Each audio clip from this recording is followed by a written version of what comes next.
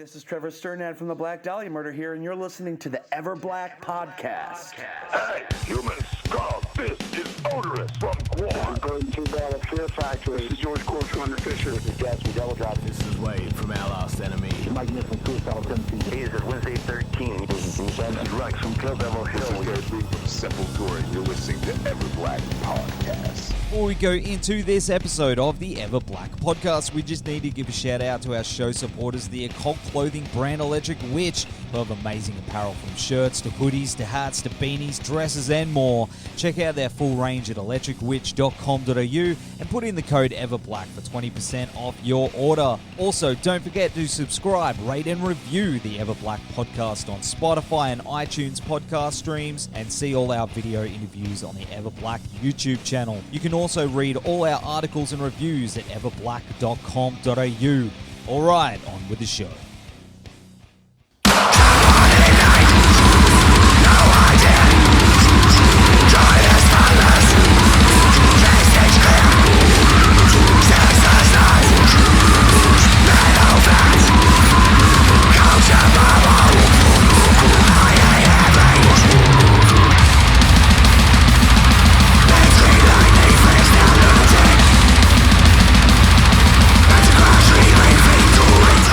Thanks for joining us on the show, brother. How's everything going down in Radelaide? Yeah, it's fantastic. I'm fucked at the moment. It's been a big day. Oh, really? Day job? Yeah. Yeah? No, actually, like today, well, I've started rehearsing all the bass lines for album number 3. What? Already? Yeah, I know. Well, the other guys have already recorded their parts, so I'm slowing the show up a bit. So I'm planning on going to the studio in March, and I'll do the bass parts, and then hopefully get the vocals done like soon after that. So album number 3 should be finished around about April. And just in case you're wondering, yeah, album 4 is also written and mostly recorded too. It's so unheard of. Like, who the fuck does that? I understand with lockdown, but even then, like, it's awesome for us people that like love Werewolves. Of course, we're talking to Sam from Werewolves. But man, I don't know anyone that's that productive.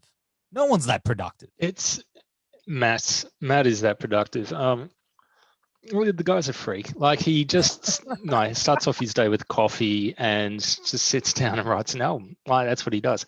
And here's the thing as well. Like, I say that they've recorded their parts for albums 3 and 4, and that might sound impressive, but he's also written albums 5 and 6 as well.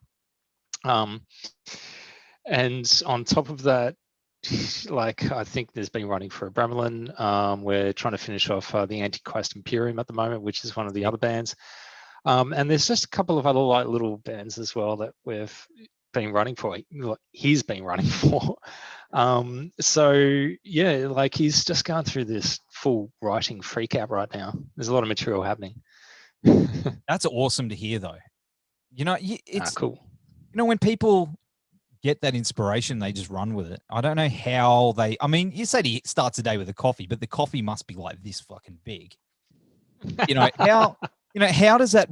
I can't wrap my head around it. But of course, I mean, let's rewind a little bit, because album number 2, not number 6 or 7, has just come out, and man, it's called "What a Time to Be Alive," and it's incredible. I love this album, man. It's heavy. And, all the reviews coming up to it were really positive too. So, I guess reading that and waiting for it to drop. How's that? Look, most bands will tell you sort of like I don't know, do you play in a band as well? Yes. Okay, so you probably know this too. You write the material, you record the material, and then it's like, usually about almost a year before it comes out. So when it comes out, you're well and truly sick of it, and you don't care, and you just, like, you've got all these people now listening to it, and it's great that they get enthused, but they want to sort of like kind of talk about it, and it's just like, oh man, I'm already kind of like got my eyes on 2 albums like down the the straight, and it's like, you have to kind of like just be like, oh. yeah, let's talk about this wonderful new album. So yeah, it's been Yeah, we've been surprised by how good the reviews have been, because we're obviously just like wanking this shit out. Like, you know, we've got other bands where we like really like, you know, just wring out our heart and soul into it, and that inevitably is just like, you know, just going and throwing like a big bag of money off a cliff and just like waiting to hear the tinkle as it hits the bottom. You know, but with this, like we've just, you know, it's almost like a competition to see how little we can care about it when we make it. And well, I had this call with Matt the other day where we were just laughing over the reviews, just going, yeah, of course, it's like the album that we just don't give a fuck, where everyone's like losing it over. You know, it's so funny. We can't get over it. But that's I can't wrap my head around that. It sounds like you guys put everything into it, and you know the songs are catchy. It's a great death metal record, man. Like I really loved the first album, like Dead of Scream. Like that was my going to work angry album when it dropped. So because I was working in retail, so I was like white knuckled, getting there, walking in the door like I could steak basin. And you need the eye of the tiger when you've got those customer facing jobs. You need to walk in there and just be like, all right, let's just let's do this. Well, I was right on the end of leaving that job, so everything was what. But anyway, but now when I listen to it, like in my job that I've got now, like I've been listening to the album pretty heavily, and it makes me super productive, angrily productive, but I'm getting shit done. Even my boss is like, well, you're really productive. I'm like, yeah, it's this death metal. Man, like I just don't understand how you guys can two albums now, you got more on the way. But when you from your position as, you know, bass player and vocals, and how does that, I mean, when you get that across your table, how do you keep up with that? It takes me longer to work than the other guys. Like the other guys are just fully in their wheelhouse. So when I come up with bass lines, like I've got to sort of, it's easy. Matt's he's a genius and is an incredible guitarist. So when he's like, all right, I've just wrote this dumb, stupid, nothing riff that took me 3 seconds to think about, I'll get the video for it. And of course, it takes me half the day to learn it riff by riff. So you know, it's hard for that, but also the lyrics as well. Like it's with musical instrument, it's really easy just to like lean back on like what you grew up on, and if you kind of like Stark, it's easy to do a gallop riff or just a few chugs. You know, and if you're a decent drummer, and Dave is one hell of a decent drummer, you can just tap your vast inner library of beats, which is wired into your nervous system, and and when you get good enough, you can almost just like listen to something once and then do as Dave does, play the entire lot in the very next take. So you know, they're able to, because they're just sticking to those sort of things, like just, you know, blam it out pretty easily and pretty quickly. But with my stuff, I've got to sort of like learn Matt's stuff, which is anti-intuitive sort of for me, but also then come up with like lyrics that not only fit in terms of like how it sounds, but also actually make some sort of demented sense. So the other thing as well is like I'd like to try and space out between albums just a little bit with the lyrics, just because that way each album gets a different flavor. Like, you know, obviously it's like we're doing the same kind of stuff, but you know, there's definitely a different sort of like vibe or mood between the debut and What a Time to Be Alive. Yeah.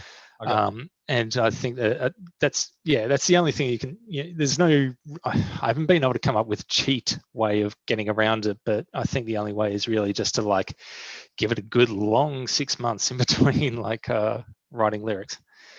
So it's easy though. Yeah, like they can work pretty fast. But you know, it's not that hard. I mean, it's writing words. I'd love to say it's hard. Yeah. You know, but when you want to sort of set that for yourself, is like, I want to try and do something a little different from what I've done before, and you put that sort of pressure on yourself, you kind of like, you know. But death metal is definitely. Yeah. Oh, look, you know, as Yeah, as the unkind haters like underneath like all the YouTube vids have commented, like we're not exactly reinventing the wheel here. And in fact, like what a lot of what we're doing is just us almost like mocking sort of, you know, extreme metal, just kind of trying to like almost take it and just, you know, do it so hard that we're making fun of it. But, you know, when I first heard Slayer, my reaction was laughter. When I first heard Morbid Angel and the first song of theirs I heard was like Kingdom Come, I nearly wet myself laughing. It was so ridiculous. That voice, like these solos that were just noises, like this drum beats that just didn't make sense. Like, you know, so I think there's worse things to aim for with extreme metal than just trying to be fucking hilarious. But you know what? That's the thing I guess I love about like extreme metal. You know what I mean? Like in general, metal in general, it's people that take it serious, and then you hear bands that like you just rattled off, you know, Slayer and stuff, and some is just so extreme and so like Cannibal Corpse is hilarious. Some of that shit, like it's just there to shock people. You know what I mean? Like it's so brutal, you know. Yeah. But it's man, some of your lyrics, Well, one of the things, yeah. I know. I go over the top a little bit. I was just going to say before, one of the funny things you realize, just rewinding a tiny bit, one of the funny things you realize when you've been doing a band for a bit is, you know, you grew up and you thought Slayer were all serious about it. Yeah. It's kind of like the older I get, the more I kind of realize that no, they were just like, it's like a 4-man in joke that they were just running with. And played very well, like and we thought that they were, you know, people were carving their band name into their arms. So, but yeah, lyrics. Oh God, I mean, I got to be honest with the. Oh no, you finish. Here's my secret sauce with the lyrics. Okay. Yeah, I'll tell you. I'll just tell you something quick about lyrics. Here's my secret sauce with them. Like I write stuff and I make sure I go too far. I make sure I write something that is going to be offensive to everyone and terrible and without taste and, you know, just, you know, the worst possible humor. And then I give it to Matt and Dave and the label and I go, right, the bits which we're not going to be able to release, just chop them out.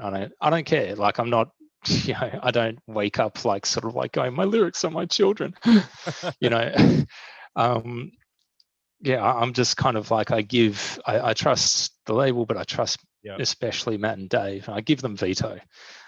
So it's kind of good. Like I think sometimes when writing lyrics, people can, especially this day and age, people really second guess themselves based on, you know, the consequences that can happen for like, you know, oh no, I misgendered like an abstract noun, like in this last thing we're going to get hashtagged. You know, I write not worrying about that at all. I let other people worry about that, and as a result, like then I can get some crazy streams of consciousness like down on paper. I like that because I'm a massive Gwar fan, believe it or not. But Dave Brocky, in my opinion, was the king of that. You know, like he didn't give a fuck. He wrote anything and everything down that was super offensive, and it was hilarious. You know, even stuff that would offend me, but I'm not going to go and hashtag it.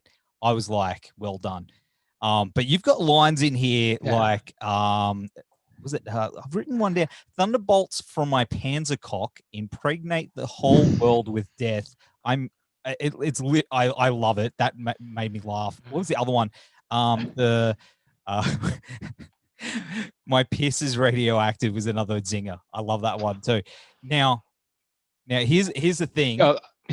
What you need to do is when you play this shit live, you need to stop everything and get everyone chanting "My piss is radioactive."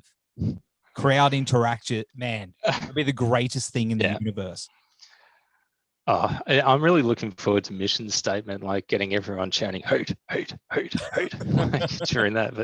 But that lyric, "My piss is radioactive." I was writing. The last song I wrote lyrics for was Sublime Wartime Voyeurism, and I'd fully run out of lyrics by then. I had no idea what to write. Like it's if you sort of bother to read the lyrics, like and you have, you probably notice that one makes the least amount of sense and is just kind of like probably the most spazzed out of all of them.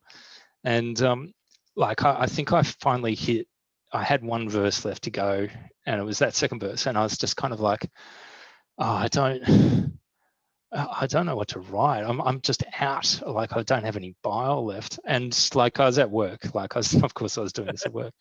And I think I'd had a Berzerker that day, and I was like, oh, I need a bathroom break. And I went to the bathroom break, and I was just like,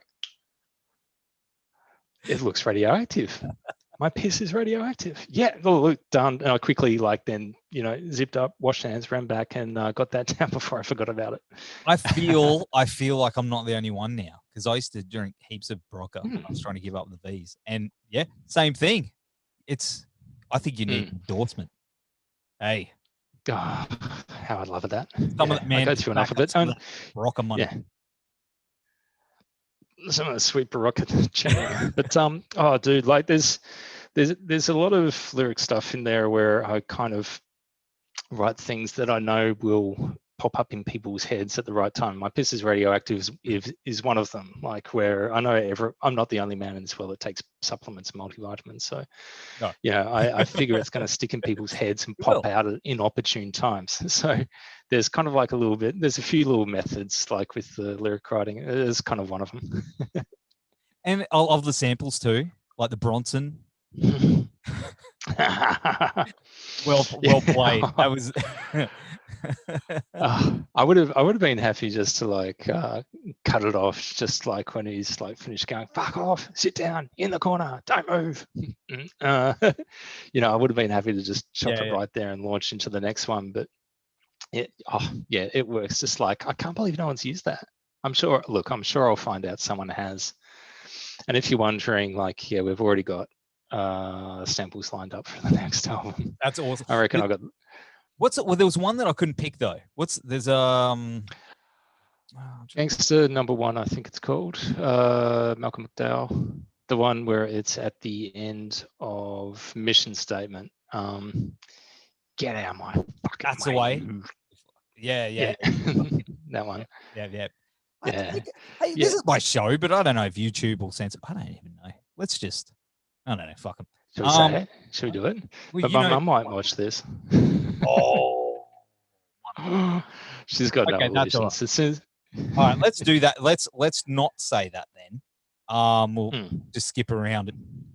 Sometimes I forget that. I get a little loose on this thing, especially if I'm having a beer with. Look, I've had to do like a couple of US ones, and you just get in the hang of trying not to drop it. They freak out.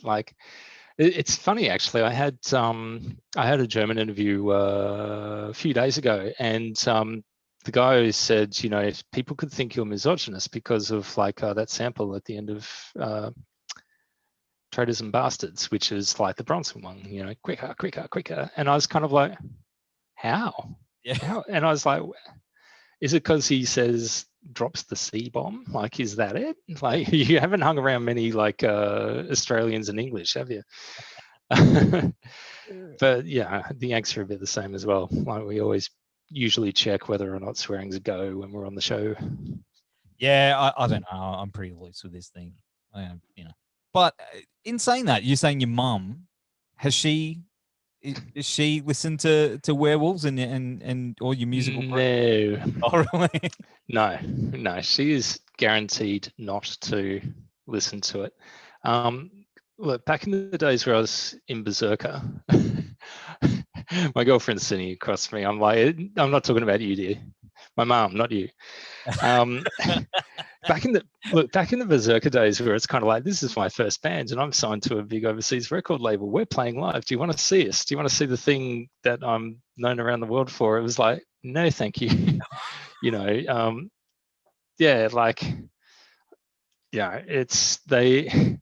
They're old school, man. They're just kind of like, when are you going to give up this silly music thing and go and settle down and get a nice job and find a nice girl? And I'm like, I already have. I can walk and chew gum and death metal at the same time. That's right.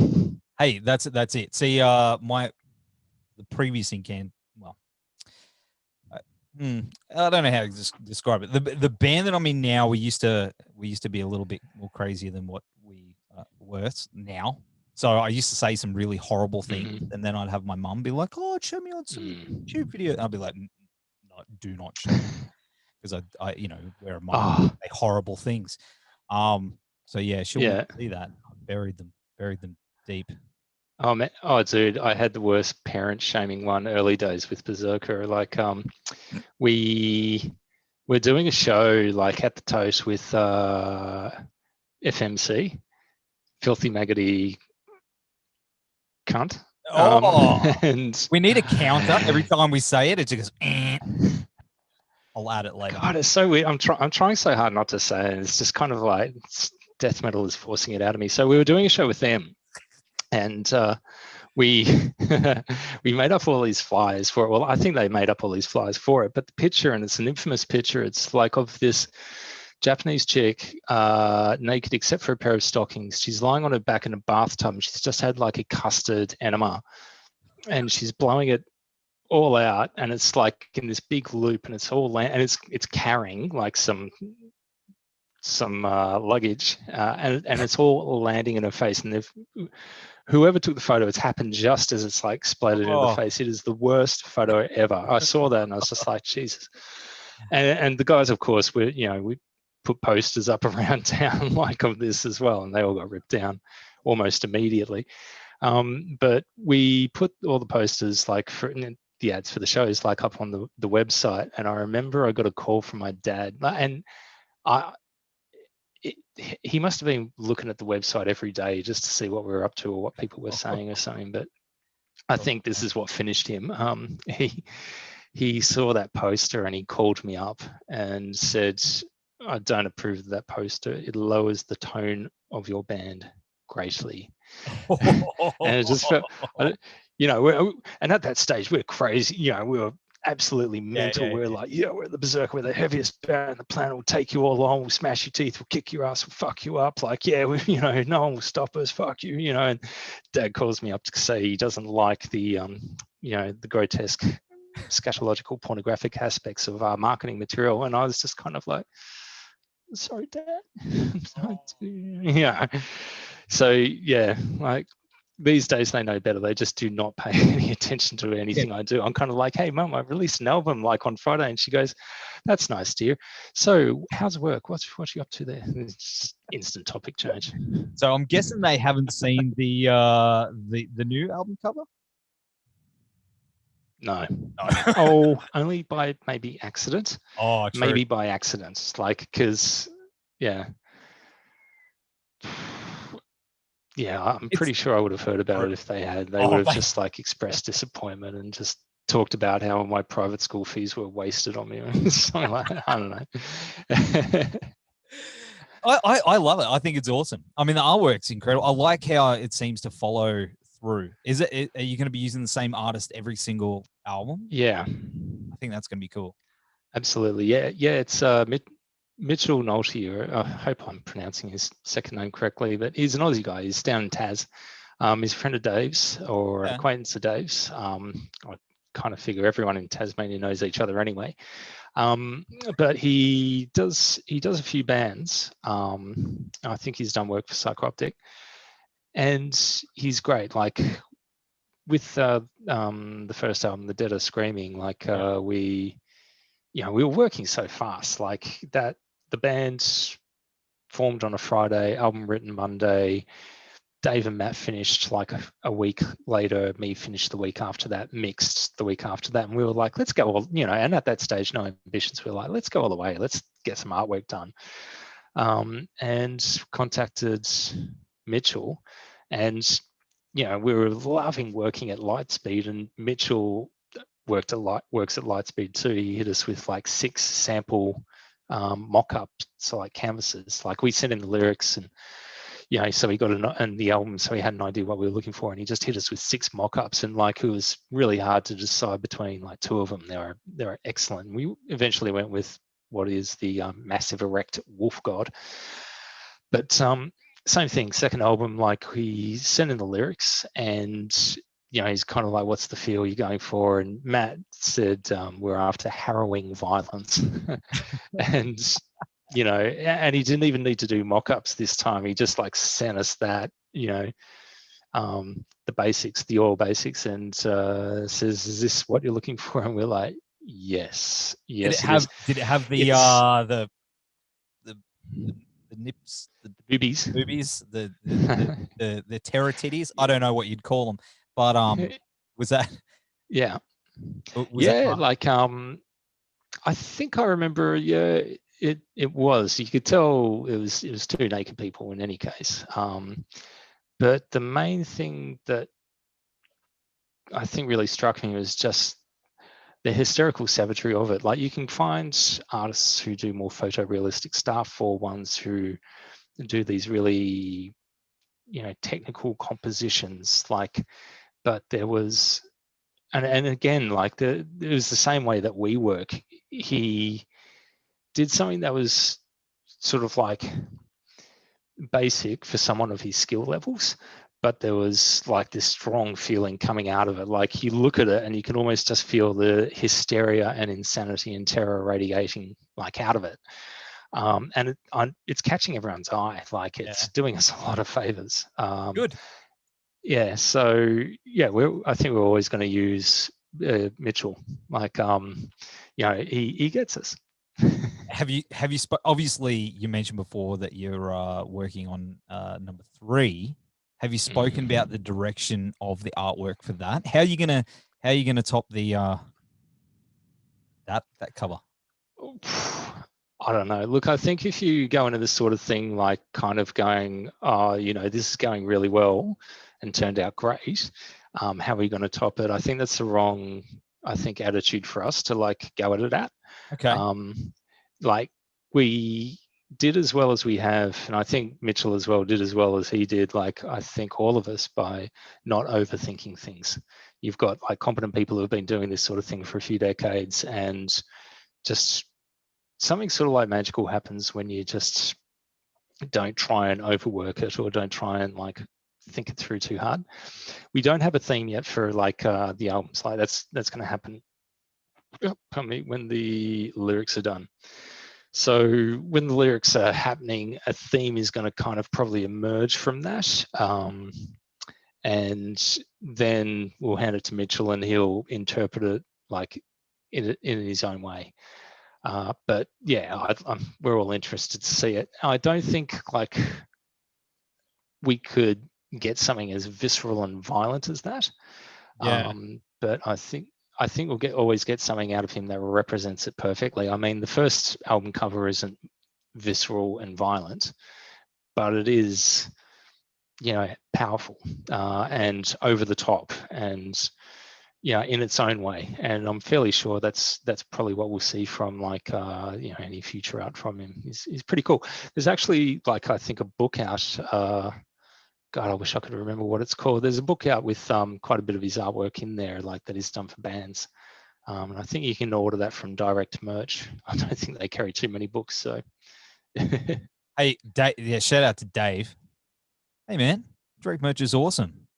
And Bumping Co. Hey, that's something you guys need. I don't know if you've done it. Have you done it yet? The Bumping Co. hot sauce? Oh, everyone's doing hot sauce, man. Like, yeah. Maybe album 12. Album 12. Yeah. Hey, man. Hey, shout out to Dicey too. I love those boys. Good dudes. Yeah. No, look, it's Dicey's been doing the PR for like Australia and New Zealand for this. And he's killing it. And and I'm kind of happy as well to see like how, because COVID hit last year, and these guys, their bread and butter is tours. And that you remember in March, there was that fucked up week where just basically every event for to the end of the year got immediately cancelled. Just because, I know that was a hard one for Dave. Like, he had to just basically, cancel X amount of flights and contact all the insurance companies and get onto that. It's just a nightmare. And I've been chatting. I chatted briefly with Dicey the other week, and he's keeping on, and he's chomping at the bit for when things open back up again. He's good to go. And I had a lot of admiration for Direct Bookings, how they just did this 180 into Direct Merch, and they didn't fuck around. They saw how things were going to turn out. They didn't sit there waiting for the handout. They didn't sit there sort of like wishing things would turn out or go away. They said, right, we're now a merch company. You know, leverage these contacts to get some kick-ass merch. And yeah, I was just kind of like, fuck, that's amazing. Yeah. No, hey, man, I went crazy and bought a bunch of patches. I'm pointing at air here, but my battle jacket. Yeah, I'm one of those guys. I got a bunch Cool. of, you know, a bunch of patches and stuff. It's awesome. Hey, if anyone's watching this, Yeah. go to Direct Merch and buy all the stuff because he's got some cool shit up there. It's awesome. Including werewolf stuff, which I need to get. Face masks, patches, shirts, LPs. Trying to think of like a couple new shirt designs at the moment, like that we can do. That's interesting. Sorry, that's just a by the by. Yeah. Oh yeah. Just a close up of the, you know, just on the shirt, maybe. You know, the boobies. Oh No. Oh, we've already. So it's like an apron, like one of those nudity aprons. There you go. An apron, a brutal apron with that. Hey, there you go. I don't know. I'm full of dumb ideas. That idea, like, if it can be made, then it can be merged. That's right. It's true. Hey man, but I got to get some werewolf stuff. I love what you guys are doing. Seriously. I mean, I know we've been like having a good chat, good laugh here tonight, but in all seriousness, as a serious band, that doesn't take themselves seriously, it's incredible. I think both of these releases are two of the strongest releases I've heard from Australia and internationally for a very, very long time. Like a high rotation. Thank you very much. And man, how good is the start of this year for metal? Like, you know, it's not just us coming out. You got the new Amenta first one, like about 7 years. Distant Tomb, I think, has something coming up fairly soon as well. Like, there's just crazy releases coming out left, right, and center. And that new Amenta album is awesome too. Man, they were my bands. Hey, like Berzerker, you know, Amenta. You know, I've always liked the industrial sort of extreme shit. That's always been my cup of tea, or short BB. It's been my jam. So I really respect what you guys are doing. I like where you're going with Werewolves, and I can't wait to see what you guys are doing next. And I'm sure everyone around the world, you're probably getting just button smashed, keyboard smashed with people going, need you to come here when it all opens up. Where have you getting most of the interest from? I've got to be honest, it's just coming from everywhere. Like, Dissimulate with Berzerker was the second album like I'd ever done. And that was probably the biggest like media or press push. And I've done about another 9 albums, like with various other bands between then and now. And this is on a par with that, if not crazier, like in terms of just the interest that we're getting. So yeah, like I think we're good to play wherever we want to. I think the only thing that will probably slow us down is just the fact that like we're all in our 40s now, and we've done like our years of just playing overseas, like, you know, great big long tours and sleeping on carpets and eating toenails, and it gets old pretty quick. We're not necessarily fans of jumping back in the tour bus, like to do a full 30-day like US lap and then run that straight into like a European, 30-day tour as well. We're always happy to do stuff around Australia. So you probably like see us get about here, especially as this will probably be one of the first places that opens up. But my personal interest would be like hitting up festivals. When I was last playing live with any regularity, it was when I was living in England, and it was with an English death metal band called Mithras. And like there'd always been interest for them to play live, but they didn't have I guess a stable enough lineup. So I joined them. We had this awesome like year or 18 months of just like playing European festivals and not really doing any small gigs, and I loved it. I really, really loved it. Like I can barely get a pulse going for a small pub back room of 20 people, but like yeah, when you step out in front of like 5,000 to 10,000 people, you know you're alive then. You feel it. So that's probably what's going to happen. But I'll also be honest, we haven't had a serious, like, in-depth conversation. Matt and Dave are the kind of guys where just they'd be able to play this weekend. I'm the kind of guy where I'm like, I think I'll need a good solid month of just rehearsing like before I play any show. It's been a while between gigs. When was the last show you played? What was do you remember what that was? I think it was 2013 with Berzerker up at Crowbar in Brizzy. Yes. I think I was at so that. that was Yeah. That was a Todd Fest, and that was me on guitar for that one, and Damo was on bass. And what the deal was with that, there was one of the guys who was booking bands for Soundwave, I think it was. Yeah. Jesus, I'm getting Alzheimer's in my mid-40s. Yeah, I think it was Soundwave. So he was kind of like, want to book you guys for like Soundwave. He's still playing live, and we hadn't played a show for years at that point. And we were kind of like, yeah. So we organised.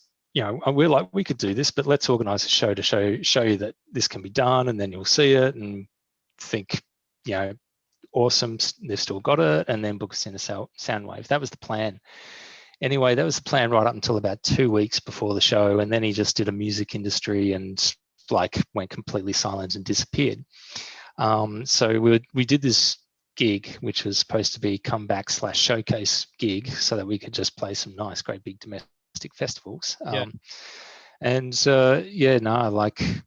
it, the show barely got promoted as well. So, we had all of about 200 people turn up there, and it was just, I remember like there was a good 3 or 4 months of like just rehearsal and practice before then.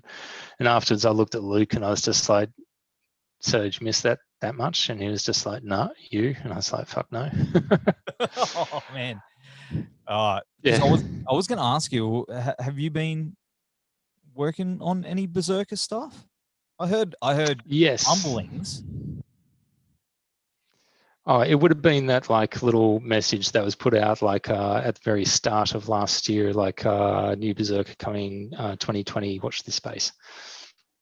So, Luke told me that, and I think by the end of January, I had 5 songs written, recorded, all the riffs, all the bass.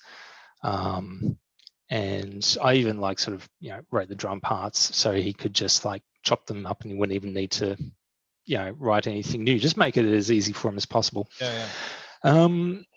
And so I know Matt gave him a few songs as well. And that's been about it. I know the COVID hit and that affected Luke's like work a fair bit.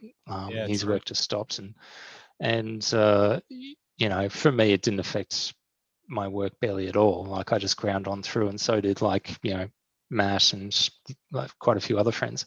But Luke was one of the unlucky ones, I think, who really had to hustle to get through that year. And I just think that death metal was like the furthest thing probably from his mind. Yeah. I'm hoping it comes out this year. Like there is almost an album sitting there ready to go.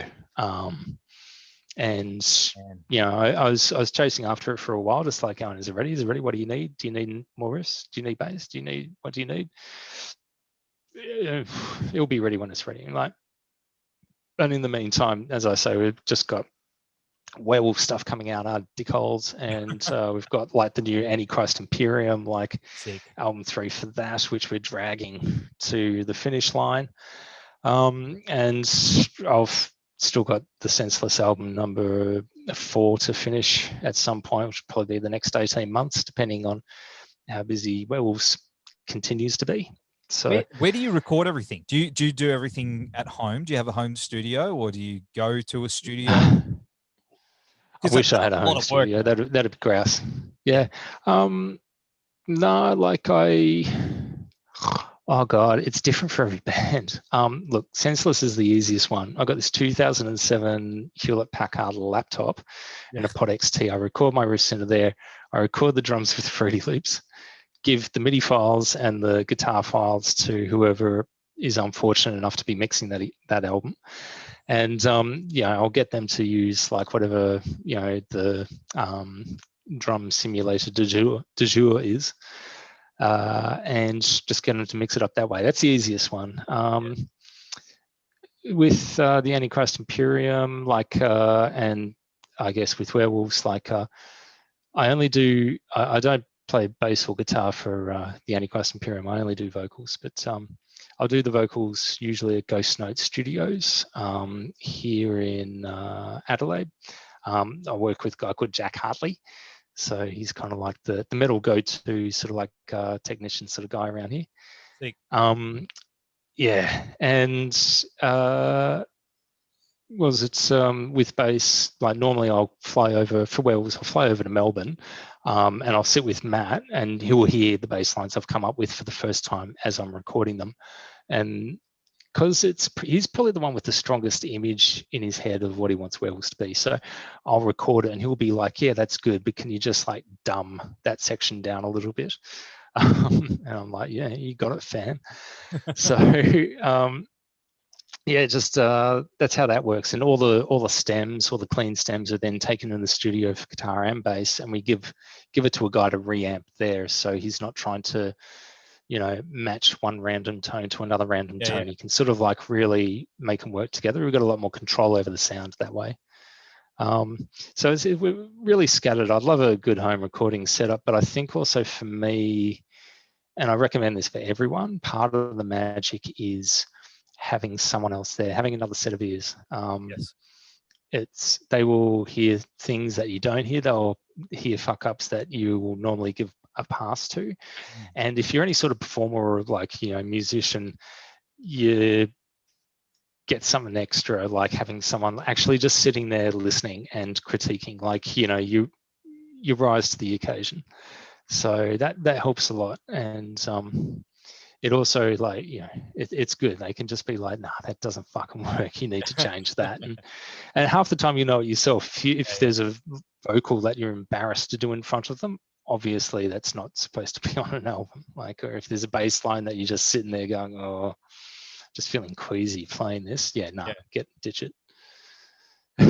Hey man, that's really good advice. Hey, especially, I mean, it is hard, this whole COVID thing, and especially when the heavy lockdowns. I had to go into the studio and do stuff, and it was I had to do it on the sneaky. So I think it's no one heard that. The cops are going to be like, yeah, mate, a year ago you were fucking in the studio. But yeah, it's crazy times, man. But I think hopefully everything's gonna somewhat go normally again. Man, what time is it? I'm getting all weird talky. Let me rewind that. Hopefully things are going to go back to normal somewhat, so you can tour and really sink your teeth into playing this stuff live. Festivals would be really cool to see you guys at. Something where we can we've got a lot of people who just want to get their teeth smashed in and just fuck each other up. I'm not really into a crowd of passive watchers, and there could be some negative reinforcement happening if there's too much of that going on. Oh, dude. Well, of course, it's been an absolute pleasure hanging out with you tonight, man, and talking everything brutal. And Werewolves, man, new album. It's out now everywhere. I'll have all the links down here. Buy all the merch, and I'll look forward to getting my apron. The apron to go with the cigarette lighter, to go with the spatula. Yeah. Hey, that's it. Hey, man, full barbecue set. Brutal Werewolves barbecue set. Hey. Well, I was going to say, look, the latest, all the second album stuff, the What a Time to Be Alive, LPs and CDs, digipacks, all that, that's getting sent out from the label. It's all coming out with drinks coasters with that album cover on it. So I'm like, that's a good idea. Like, we should do a knife set as well, I think. Yeah. Hey, man, it's endless, Yeah. dude. Hey, I don't know why bands haven't done that yet. I know there's all those chefs out there, like that listen to metal. One of my mates, Dre, shout out to Dre, he's a chef and he's got a nice set of knives that he takes to work. I'm sure he'd appreciate, one that's branded with a band that he loves. So yeah, say werewolves and a big woodcut half head of like, a werewolf like eating a baby, like kind of thing. Yeah, man. Take all the money. Yeah, for sure. Dude, it's been awesome hanging out, and hopefully we'll be able to do this again very soon when album number 3 drops in a month or something. I don't know how quickly you guys are planning on working, but soon. Yeah, dude. Yes. Awesome. Thanks heaps, man. Oh, my pleasure. Thank you very much. No worries, man.